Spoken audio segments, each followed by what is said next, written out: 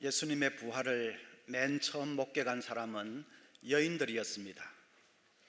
넌센스 퀴즈를 하나 내어볼까요? 하나님이 왜 여자들에게 부활을 먼저 목격하게 하셨을까요? 부활의 소식이 빨리 퍼지게 하기 위해서입니다. 여자들이 다다다다 하면 금방 퍼지지 않겠습니까? 그런데 이 여인들이 전해주는 부활의 소식을 제자들은 믿지를 않았습니다. 오늘 읽은 말씀에도 믿지 않았다는 말이 3번이나 나옵니다. 부활만 안 믿은 것이 아니라 제자들은 복음서를 보면 본래 믿음이 별로 없는 사람들이었습니다. 조그마한 문제가 생겨도 염려하고 두려워하고 예수님 말씀을 잘 깨닫지도 못하는 무기력한 사람들이었습니다. 그런데 사도행전에 넘어가면 그 제자들이 돌변합니다. 예수를 위해서 생명도 아까워하지 않는 용감한 사람들이 됩니다. 담대한 믿음 위에 서서 복음을 전하는 불굴의 사도들이 되었습니다. 사람이 변해도 그렇게 변할 수가 없습니다. 이유가 뭐지요? 그들이 부활하신 예수님을 진짜로 만난 것입니다. 여인들이 전해줄 때는 안 믿다가 자기들 눈으로 부활하신 예수님을 직접 목격한 것입니다. 부활만 목격한 것이 아니라 예수님이 하늘로 승천해 가시는 것도 목격했습니다. 누가복음 24장 50절 보면 예수께서 그들을 데리고 베다니 앞까지 나가사 손을 들어 그들에게 축복하시더니 축복하실 때에 그들을 떠나 하늘로 올려주시니 승천하셨다는 말이죠. 그들이 그에게 경배하고 큰 기쁨으로 예루살렘에 돌아가 늘 성전에서 하나님을 찬송하니라. 예수님이 승천하신 것이 왜 기쁘지요? 예수님이 자기들과 함께 계신 것이 좋지 자기들을 떠나서 하늘로 성천에 가버리신 것이 왜 더 기쁩니까? 그것은 승천하신 것은 이제 그분이 만왕의 왕이 되셨다는 것을 뜻하는 것입니다.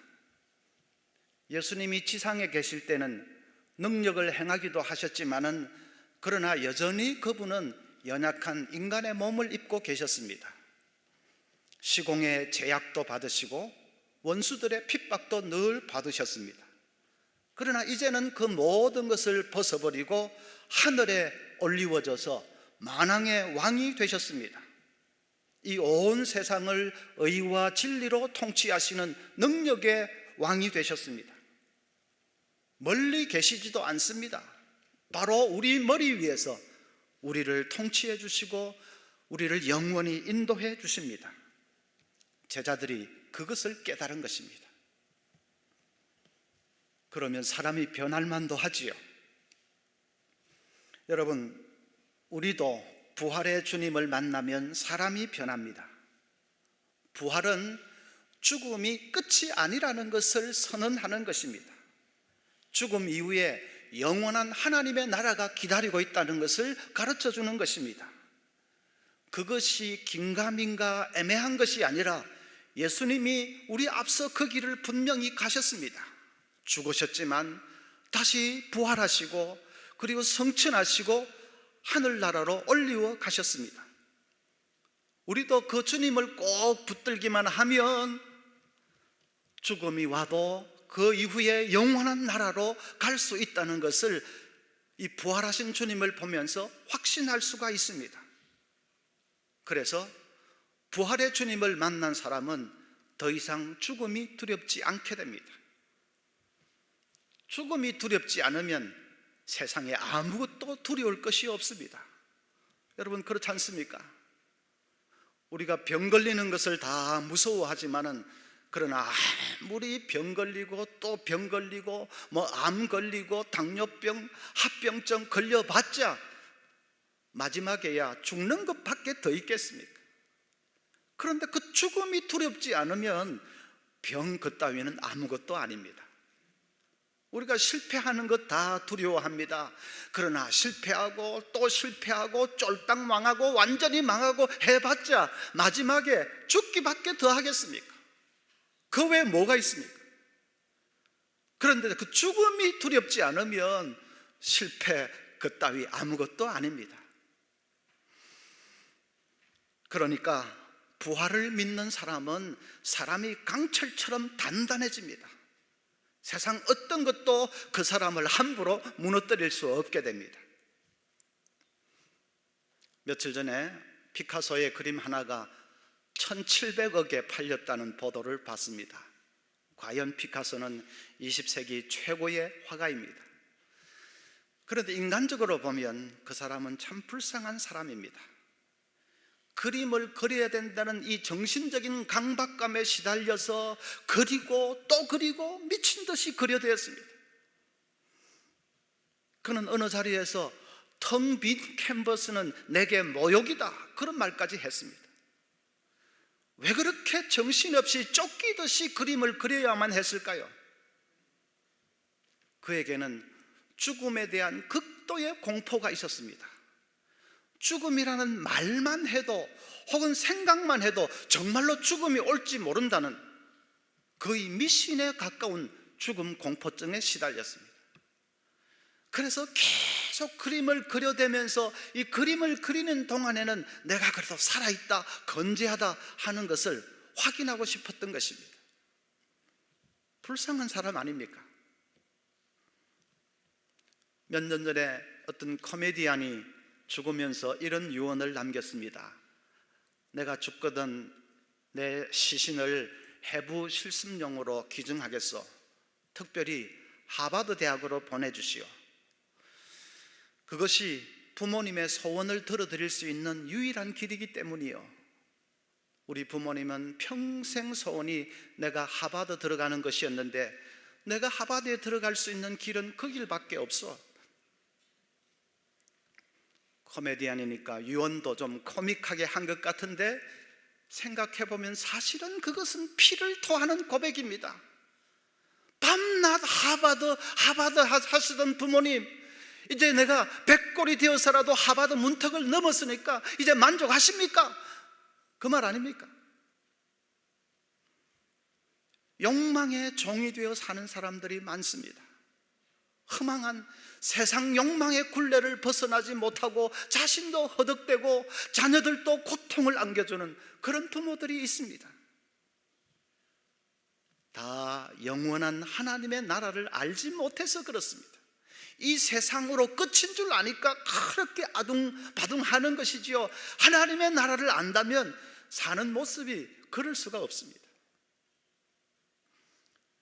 여기 색다른 고백을 한번 들어보십시오. 레미제라블의 저자 빅토르 위고는 자신의 죽음에 대해서 이렇게 말했습니다. 나는 무덤에 들어갈 때에 하루의 일과를 마쳤다고 말할지언정 내 인생을 마쳤다고는 말하지 않으리라. 나는 그 다음 날에도 여전히 일할 것이기 때문이다. 죽음은 막다른 골목이 아니라 새로운 삶을 향한 통로이다. 천지차이지 않습니까? 한 사람은 무서워서 죽음이라는 말도 번긋 못하게 하고, 한 사람은 죽음이 별거냐, 하루 일과를 마치는 것일 뿐이다, 내일에 눈을 뜨면 저 찬란한 하늘에서 새 삶을 시작하리. 천지차이지 않습니까? 그래서 부활을 믿는 사람은 사는 모습이 다릅니다. 부활을 믿는 사람은 결코 정신없이 쫓기는 삶을 살지 않습니다. 두려워서 떨지도 않습니다. 어떤 시련을 만나도 세상 끝난 듯이 절망하지는 않습니다. 살아계신 주님께서 함께 하시는 것을 믿기 때문에 기어코 다시 일어섭니다. 우리 모두가 이 믿음 위에 굳게 설 수 있기를 바랍니다. 오늘 말씀을 보니까 이 부활의 주님을 만나면 구체적으로 삶에 두 가지 변화가 일어난다고 말씀합니다. 첫째는 삶의 위대한 목표가 생기게 됩니다. 15절에 또 이르시되 너희는 온 천하에 다니며 만민에게 복음을 전파하라 했습니다. 여기 복음은 십자가와 부활의 소식을 말하는 것이죠. 이제 부활의 증인이 되어서 모든 죽어가는 사람들을 살려내라고 주님께서 제자들에게 사명을 주시는 것입니다. 제자들의 삶에 분명한 목표가 생긴 것입니다. 그게 얼마나 위대한 목표인지 모릅니다.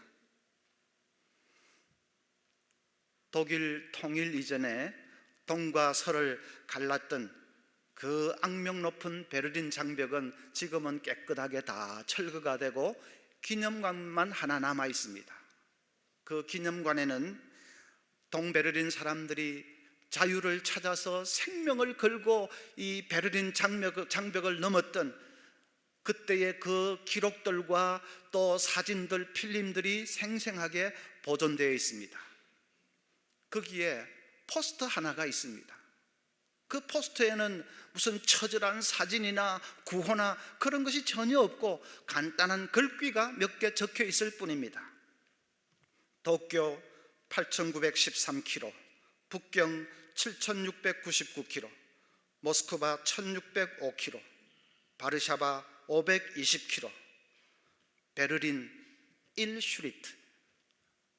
1슈리트라는 말은 한 발자국이라는 뜻입니다. 이 베를린까지는 동과 서로 나누어져 있는 베를린은 불과 한 발자국 차이지만 그 한 발자국이 지구 반대편에 있었던 도쿄보다도 더 멀기만 했던 그때의 비극적인 상황을 그것보다 더 잘 묘사해 주는 것은 없습니다. 마찬가지입니다. 예수 믿는 사람이나 안 믿는 사람이나 똑같이 죽음을 맞습니다. 그런데 마지막 숨이 넘어가는 순간에 내딛는 한 발자국은 믿는 사람은 천국이고 안 믿는 사람은 지옥이고 천지 차이지 않습니까? 불과 한 발자국의 차이인데 천국과 지옥의 차이입니다. 한 사람은 죽음이 별거냐, 하루 일과를 마쳤을 뿐이다 하고, 한 사람은 공포에 사로잡혀서 벌벌 말도 꺼내지 못하게 하고, 한 발자국의 차이가 그렇습니다. 우리가 부활의 소식을 전해주기만 하면 그 운명의 한 발자국은 극복될 수 있는 것 아닙니까? 죽음의 땅에서 생명의 땅으로 옮길 수 있는 것 아닙니까? 그러니까 여러분, 이 부활의 복음을 전하는 사명이 얼마나 위대합니까? 그건 정말 우리 삶의 목표가 될 만하지 않습니까? 이어령 전 장관의 딸 이민아 변호사는 2007년도에 아들을 먼저 떠나보냈습니다. 별다른 이유 없이 쓰러진 아들이 19일 만에 숨을 거두었습니다. 그러고 나니까 세상이 자기 앞에서 다 죽어버렸다고 합니다. 그전까지는 자기는 세상을 참 사랑했다고 합니다. 세상에는 재밌는 일도 많고 좋은 일들도 너무나도 많고, 그래서 어느 누구보다도 세상을 사랑하고 싶었고 누리면서 살고 싶었습니다.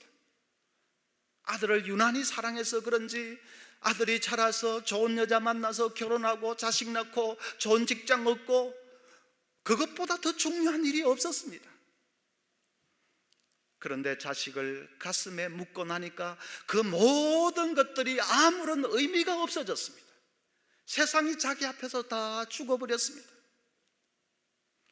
오직 중요한 것은 내 아들이 영원히 살아있다는 사실, 그것 하나밖에는 없습니다. 내 아들에게 예수님이 있었다는 것, 그 예수님 때문에 아들이 죽어도 죽지 않고 영원히 살아있다는 것, 그 사실보다도 더 중요한 것은 없습니다. 부활하신 예수님 외에는 소망이 없게 됐습니다. 그래서 그 다음부터는 예수님을 전하는 것이 자기의 사명이 되어버렸습니다. 삶의 목표가 되어버렸습니다. 자기처럼 세상에 속아서 허망한 욕망에 사로잡혀 사는 사람들을 살려내기 위해서 부활의 복음을 전하는 그런 불꽃 같은 전도자의 삶을 살게 되었습니다. 이민아 변호사는 작년에 자신도 암으로 세상을 떠났습니다. 세상 떠나기 직전에 땅에서 하늘처럼 하는 책을 펴냈는데 그 책 서문에 이렇게 썼습니다. 이 땅에 빛의 나라, 아버지의 나라는 반드시 임합니다. 제 남은 삶의 마지막 한 자락까지 그분께 온전히 드려 이 기쁜 소식을 땅끝까지 전하는 것이 제가 이 땅에서 살고 싶은 가장 큰 이유입니다. 그래서 아직 몸이 불편한 가운데 이 책을 내게 되었습니다. 저는 그 서문을 읽으면서 너무나도 가슴이 저려왔습니다. 그분에게는 말기암이 낫는 것보다도 더 간절한 소원이 있었습니다. 이 땅에 하나님의 나라가 임한다, 하나님의 나라, 영광의 나라가 우리를 위해서 기다리고 있다 하는 것을 죽어가는 사람들에게 전해주고 싶은 간절한 소원이 있었습니다. 그분은 말기암을 앓으면서도 그 소식을 전하기 위해서 마지막 한 자락까지 드렸는데, 나는 지금 멀쩡한 몸뚱이로 뭘 하고 있는 건가? 정말로 회개하지 않을 수가 없었습니다. 여러분은 어떠십니까? 주위에 인생의 무거운 짐을 안고 신음하는 사람이 있습니까? 가정이 깨어져서 고통하는 그런 가정이 있습니까? 온갖 문제로 몸과 영혼이 다 부수어져서 절망하는 사람들이 혹 있습니까? 부활하신 주님께서 그들을 살려낼 수 있습니다. 이번 VIP 사랑주일에 그 놀라운 역사가 일어날 줄로 믿습니다. 깨어졌던 가정이 회복되고 자살을 생각하던 사람이 다시 한번 살아보자고 생각을 바꾸는 그런 구원의 역사가 일어날 줄로 믿습니다. 단 한 사람이라도 그런 역사가 일어난다면 여러분, 그것처럼 기쁘고 보람 있는 일이 어디 있겠습니까? 두 번째로, 부활의 주님을 만날 때에 삶에 놀라운 능력이 생겼습니다. 17절 보니까 믿는 자들에게는 이런 표적이 따르리니 곧 그들이 내 이름으로 귀신을 쫓아내며 새 방언을 말하며 뱀을 집어올리며 무슨 독을 마실지라도 해를 받지 아니하며 병든 사람에게 손을 얹은 적 나으리라. 놀라운 능력을 약속해 주십니다. 부활의 증인으로 살기만 하면 필요한 능력을 무한정으로 공급해 주시겠다는 약속입니다. 제자들이 그 약속을 붙들었습니다. 그래서 성전에 올라가다가 문 앞에서 구걸하는 안전뱅이 거린을 보고 베드로가 뭐라고 말합니까? 사도행전 3장 6절에 은과 금은 내게 없거니와 내게 있는 것으로 내게 주노니 나사렛 예수 그리스도의 이름으로 일어나 걸어라. 부활을 알지 못했을 때는 주님, 우리에게는 떡 5개, 물고기 2마리밖에 없는데 이걸로 뭘 하겠습니까? 쩔쩔매던 제자들이 위에 왕이 계신다는 것을 알고 나서는 돌변했습니다. 금덩이, 은덩이, 시시한 그런 것은 우리에게 없다. 그러나 우리에게 있는 위대한 왕, 만왕의 왕의 이름으로 선언하노니 일어나서 걸으라. 거기에 기적의 역사가 나타났습니다.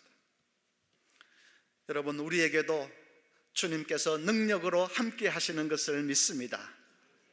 요한복음 14장 13절 보면 너희가 내 이름으로 무엇을 구하든지 내가 행하리니 이는 아버지로 하여금 아들로 말미암아 영광을 받으시게 하려 함이라. 내 이름으로 무엇이든지 내게 구하면 내가 행하리라. 기도에 능력을 주시겠다고 주님께서 약속해 주십니다. 어떤 집사님은 허리 디스크로 오래 고생을 했습니다. 결국은 수술을 해서 좀 괜찮아졌는가 싶었는데 몇 년 지나니까 재발이 됐습니다. 너무 고생을 하는데 친구가 하는 말이 대구에 가면 침을 잘 놓는 한의사가 있다고 합니다. 그런데 친구 말이 그 병원에는 전국에서 모여든 환자들로 인산인해인데 그래서 진료를 받으려면 하루 전날 가서 줄을 서야 된다는 것입니다. 그래도 꼭 진료를 받는다는 보장이 없다고 합니다. 왜냐하면 의사가 보다가 오늘은 여기까지입니다 하면 나머지 사람들은 가야 합니다. 그래도 한번 가보겠느냐 하는 말에 진료를 받는다는 보장이 없다는 것이 좀 마음에 걸렸지만은 그래도 그 정도라면 뭔가 있기는 있는가 보다 싶어서 가겠노라고 했습니다. 하루 전날 가서 줄을 섰습니다. 정말 사람들이 장난이 아닙니다. 날밤을 꼬박 새면서 기다렸습니다. 아침이 되어서 선체로 기도를 하는데 마음속에 하나님의 음성이 들립니다. 너는 인간 의사는 그렇게 신뢰하면서도 나는 왜 도통 신뢰하지 못하느냐? 네가 그 의사를 의지하는 거 100분의 1이라도 나를 의지하면서 매달려 보았느냐? 성령의 음성이 들립니다. 그 집사님이 그래도 믿음이 좋은 사람이었습니다. 정말 의사 한 사람 바라보고 발발 떨면서 날밤을 새고 있는 자기 자신이 너무나도 부끄러워졌습니다. 그래서 그냥 자리를 박차고 나와버렸답니다. 조금만 있으면 자기 차례인데도 그냥 자리를 박차고 나와버렸습니다. 집에 돌아와서 기도하기 시작했습니다. 금식하면서 정말 이때까지 그렇게 간절히 기도해 본 적이 없을 정도로 그렇게 간절히 하나님께 매달리기 시작했습니다. 처음 한 주는 원망밖에는 안 나오더랍니다. 하나님 왜 이런 고통을 주십니까? 부터 시작해서 원망밖에는 안 나오더랍니다. 둘째 주가 되니까 원망이 감사로 바뀌기 시작했습니다. 그동안 까마득히 잊고 지냈던 다른 감사의 제목들이 자꾸 생각나면서 감사하며 살지 못했던 것 회개하며 눈물을 쏟으며 감사가 터져나오기 시작했습니다. 그러다가 허리 디스크 주신 것도 뜻이 있겠지요. 감사합니다. 그 감사까지 나왔습니다. 셋째 주가 됐는데 어느 순간에 허리에 통증이 싹 사라져 버렸습니다. 바위가 누르듯이 묵직하던 그 고통이 갑자기 한순간에 온데간데 없이 사라져 버렸습니다. 병원에 가서 사진을 찍어 보는데 의사들도 놀랍니다. 어떻게 이렇게 호전됐느냐고, 뭘 했느냐고 의사들도 놀랐다고 합니다. 부활의 주님께서 만져주신 것입니다. 기적의 역사를 베풀어 주신 것입니다. 여러분, 시련을 당하고 있습니까? 부활하신 주님을 꼭 붙드시기를 바랍니다. 만왕의 왕이신 그분이 내 머리 위에 계신 것을 믿고 그분을 바라보시기를 바랍니다. 그 주님께서도 땅 위에 계실 때에 시련과 고난의 골짜기를 통과하셨습니다. 그래서 우리가 시련을 당할 때 그분은 얼마든지 우리를 도와주실 수 있으십니다. 우리가 죽음의 관문 앞에 설 때에 주님 이미 그 문을 통과하셨습니다. 내가 함께하마 주님께서 우리를 붙들어 주시면 여러분, 어떤 시련도 어떤 무서운 관문도 얼마든지 우리는 이길 수 있습니다. 부활의 주님 의지함으로 기쁨이 있는 삶, 감사가 있는, 그리고 기적이 있는 여러분의 삶이 되시기를 축복합니다.